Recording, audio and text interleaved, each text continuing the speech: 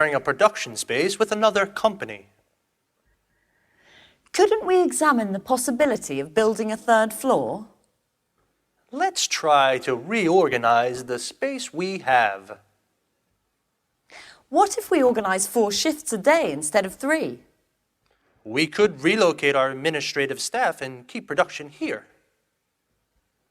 How about keeping the production here and renting some office space for the administrative staff? Would we be able to reorganize the shop floor space? Why don't we try moving all the production to China? We could move part of the production to China. What about closing part of the production line? Couldn't we rethink the production line? How about keeping the production of smaller items here and moving the production of larger items to China? OK, we're going to stop here because we're running out of time, but this process could go on for much longer until enough ideas have been collected. At this point, a short list is made of the best ideas so that they can be carefully evaluated by considering how each one would work in practice. So the aim is to conclude the brainstorming session with 1 or 2 good ideas that can be put into action and hopefully solve the problem.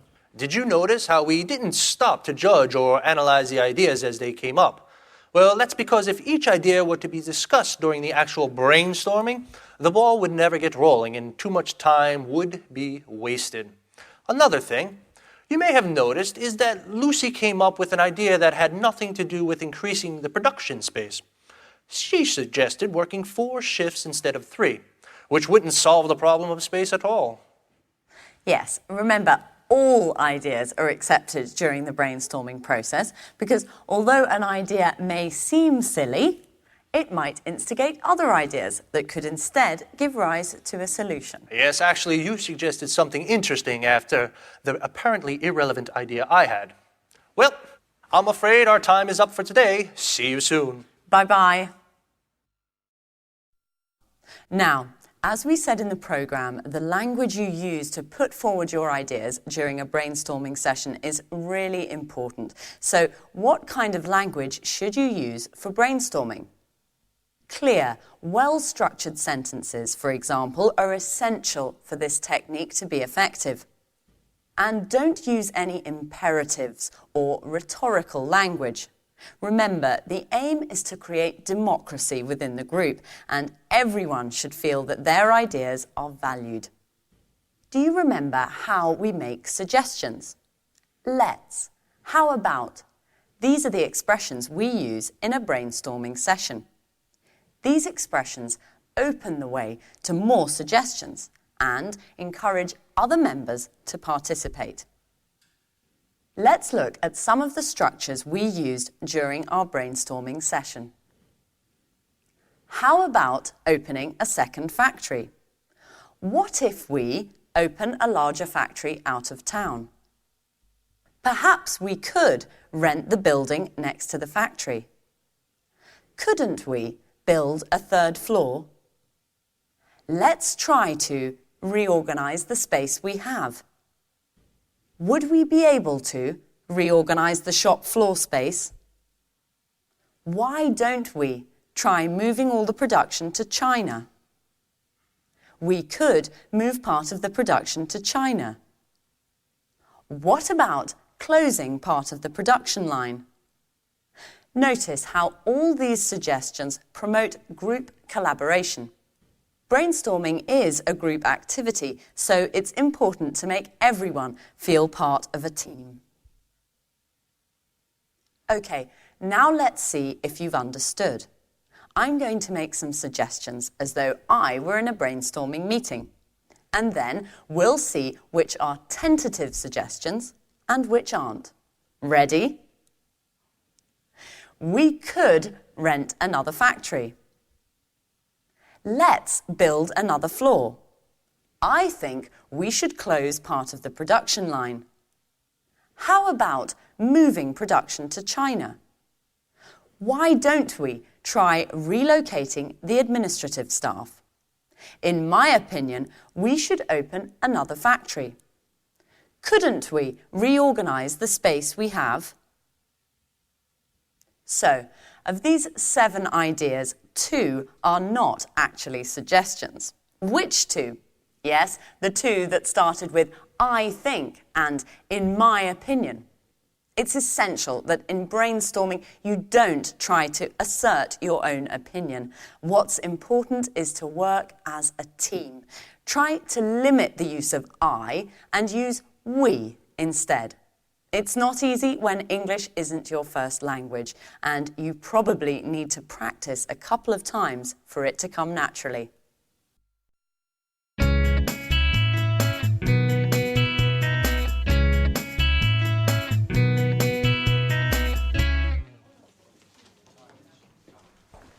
Right this way. And this is Gary. And this is Rachel. Hello. Hi. Pleased to meet you. Rachel is a very important team member at our publishing house. She knows everything about the company. Thanks. She was our first employee in 1985. 1985. And she can answer any questions you may have. Okay, Anne, you're in good hands. Have a productive day. Oh, all right, Anne. Are you ready? Well, Mr. Stevens founded this publishing house in 1985. Oh, just a moment.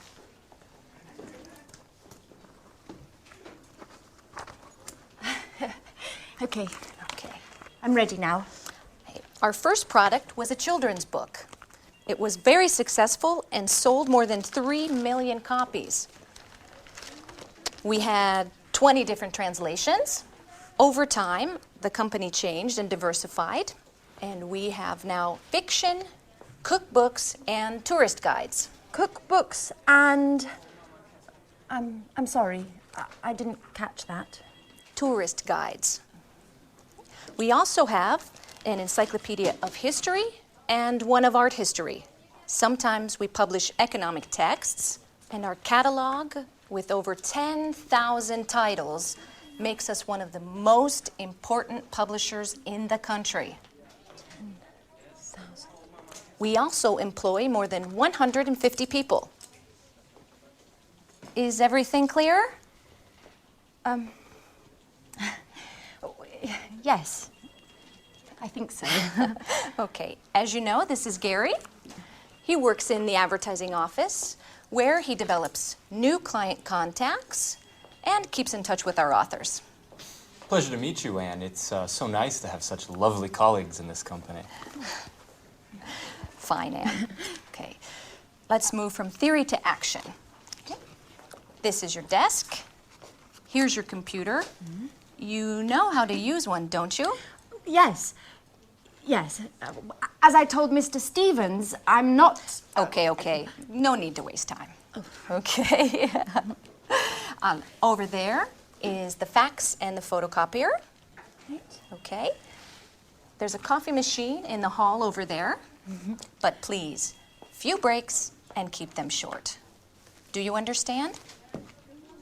Yes. Excellent, Anne. Get to it.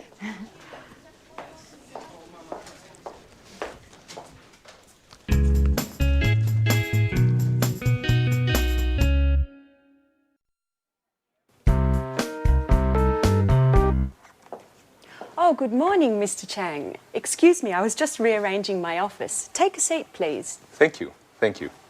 It looks very nice here. Thank you. Well, before we begin to talk about our new product, I would like to give you some information about our company. Speedmaster Spectre is a multinational company which specialises in well-designed, high-tech sporting goods. Founded in Los Angeles in 1995, we now have 15 branches worldwide. That's very interesting, Mrs. Lee. How much is your company's revenue? Over the past few years, Speedmaster Spectre's revenue has grown impressively. Today we have a turnover of more than 60 million euros of revenue. Our revenues abroad amount to more than 50% of that total. Very impressive. And what are your target markets? We have product lines for men, women and children with gear covering head to toe. Our brand is synonymous with reliability. Speedmaster Spectre is trusted around the world and we are considered one of the leaders in our sector. Great. So, what can you tell me about this new product? This is a revolutionary new tennis shoe. It's extremely durable thanks to our high-quality materials. We're interested in the Southeast Asian market. We believe that these shoes are the right product for that market. And where are they manufactured? Right, that's our strength. We have factories that meet all work standards and regulations in the countries we would like to target. And what is your role, Mrs. Lee? In the past, I was responsible for the Southern European market. Just last week, I took on a new role to test and distribute our products into the Chinese market. It's a very challenging position. That could deliver positive results. Together we can do great things, Mrs. Lee. Well, goodbye, Mrs. Lee. This meeting has been very profitable for both of us. Let's talk soon. Thank you, Mr. Chang. And yes, let's meet again soon. Great. Bye-bye.